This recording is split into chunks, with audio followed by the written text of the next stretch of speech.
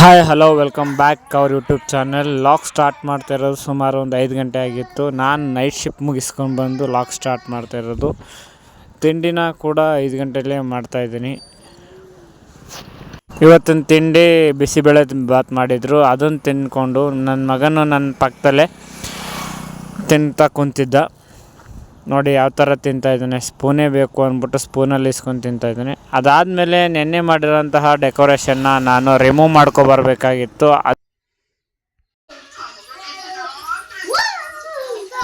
ಮಾಡ್ಕೊಬಂದಮೇಲೆ ಮನೆಯಲ್ಲಿ ನನ್ನ ಮಕ್ಕಳು ಮತ್ತು ನಮ್ಮ ಅಣ್ಣನ ಮಕ್ಕಳು ಆಟ ಆಡ್ತಾಯಿದ್ರು. ಅದನ್ನು ನೋಡ್ತಾ ಸುಮ್ಮನೆ ಕೂತಿದ್ದೆ. ಇನ್ನೇನೋ ನೈಟ್ ಶಿಫ್ಟ್ಗೆ ಕೂಡ ಟೈಮ್ ಆಗಿತ್ತು. ಅದಾದಮೇಲೆ ಊಟ ಮಾಡಿ ಅಂತಂದರು.